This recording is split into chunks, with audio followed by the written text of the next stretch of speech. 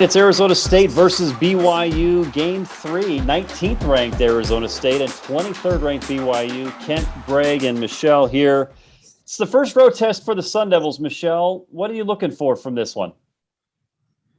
Well, I think they need to get off to a better start. We've seen them in the last two games really struggle kind of coming out of the gate. And Herm Edwards said on Monday that that's a very, very important thing for them is to get off to a good start.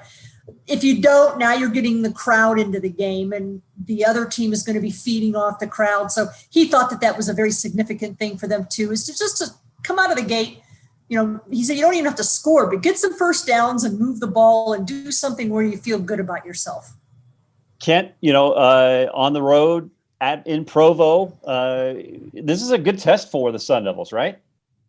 Yeah, I was going to say it's. I wouldn't even classify it so much as a road test as just a test. The first time this team will have been tested this year. I mean, they certainly weren't against Southern Utah and then UNLV. If they were tested, it was because of their own deficiencies and slow starts and other things, as Michelle alluded to. But they're playing a good football team that's won, I think, 11 in a row. They've opened the season with victories against two Pac-12 schools. Okay, ASU fans would say Arizona doesn't count, but they do. And last week's win against Utah was very impressive because I didn't get to see the game, but reading about it, they dominated on the lines of scrimmage. And that doesn't happen against a Utah team very often. So there's this whole program of ASU, I think, this whole team and their expectations for this year are going to be tested. Greg, what are your thoughts as ASU heads up to Provo to take on BYU? And I like Kent's point. This is the third Pac-12 team that BYU is facing. Yeah, there's a lot of thoughts, right? The first thought, though, is that ASU's passing attack better get it together or Herm's going to deflate that ball. He's going to say, look, we're going to just keep handing this thing off because, we aren't seeing downfield threats emerge. And I don't know that ASU can accomplish all of its goals as a program without being able to go downfield at all. I know that Ayuk is gone. I know that N'Keal Harry's gone. I know that you really can't, expect anybody to play to the level that those guys played to. That can't be, your baseline for a superhero wide receiver to bail you out. But if they can't chuck it down the field more effectively than they have, and with that group of running backs, when those guys start to get a little more healthy and that offensive line is really gelling, it wouldn't surprise me to see Herman Edwards do like he did a couple of years ago and say, hey, we're going to start running the ball, fellas. Get ready. I mean, Jayden Daniels is the top rusher on this team. I find that interesting. Okay, Michelle, what is something you're looking for in this game that sort of portends to maybe an ASU victory? Well, like Greg just alluded to, they've got to find a target. And Herm Edwards, after the game on Saturday, was stressing, look, guys, Jayden's only played 6 games with these receivers, and it takes a while to get your passing game, and he said it's experience. He said it's game experience. It's not the same as going out there on the practice field and chucking the ball back and forth. He said it's game experience, and he thinks it's going to get better. But who knows? I don't know if it is going to get better because, like Greg said, if they want to run the ball, we've seen that they can do that. So it's going to be interesting. It's an interesting dynamic to see. Is it that they don't have the tools to do it, or is it just experience? I kind of was hoping we'd see more by now, or at least be seeing some signs of it by now. Even if it's not a full-scale downfield passing attack, show us something. And really, the only anything resembling a downfield pass was the touchdown pass, and that was at the end of the game. So they didn't even look to go deep.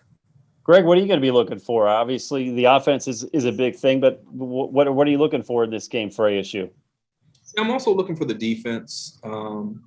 Listen, they've got some really standout guys. Darian Butler is playing great.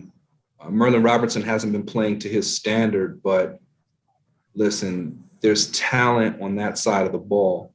If they can make their pass rush just be a little more consistent, if the secondary can continue to hold up, I just feel like ASU can really prove some things that went right in the previous couple of games against a bigger name opponent ASU could jump into the top 15 with a win here. This is one of only a handful of ranked games, games between two ranked teams all weekend. This could be a fun game. And it is an ESPN game as well. Kent, you're going to be up there. What are you looking for to see from ASU in this BYU game? All the things Michelle and Greg mentioned, the defensive performance, for sure. I mean, this is a BYU team that hasn't been lighting up the scoreboard, although their quarterback has been able to run the ball and make some plays with his leg. Mostly offensively, I'm looking at two things. Can this offensive line give these backs enough room early in this game? And that's obviously going to help Jayden Daniels throw the ball. If they can get some play action going, if they have to respect the run and they get Jayden Daniels on the rollouts and the waggles, that opens up a ton. Second part of that, Jayden Daniels has got to play better. We can fault the young receivers, the loss of 3 first-round picks over the last few years, but Jayden Daniels hasn't proven to me that he's an accurate enough passer to get, to develop a high-powered offense. And that's what we've constantly heard, that this is a special quarterback. I'm waiting to see it as a passer. There's just too many missed opportunities from Jayden Daniels. That's what I want to see, and this would be a perfect time for him to step up and show it.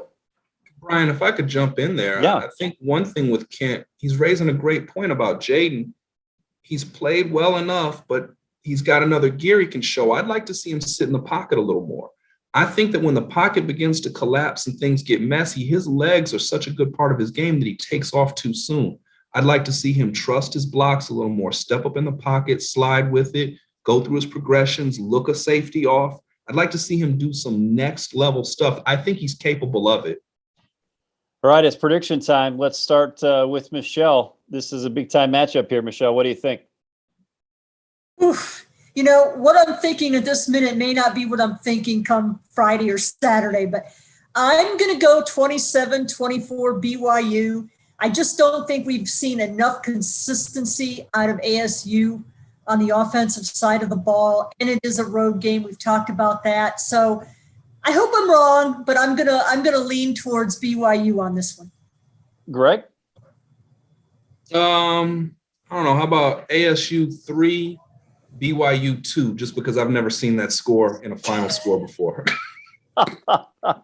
All right, Kent, top that. I saw a Jets-Cardinal game that ended at 6-3, so that was close. That was really close. No, I think we're going to see a low-scoring game, and especially by college standards these days. I think the over/unders in the low 50s. I don't think it's going to reach that. I'm kind of with Michelle. I just haven't seen enough from ASU to believe they're going to go to Provo and win. So I'm going to say 24-19 BYU. Okay. Well, it's Saturday night, game 3 of the season, number 19 ASU, number 23 BYU. Greg, Kent, Michelle, thank you. All your coverage on azcentral.com.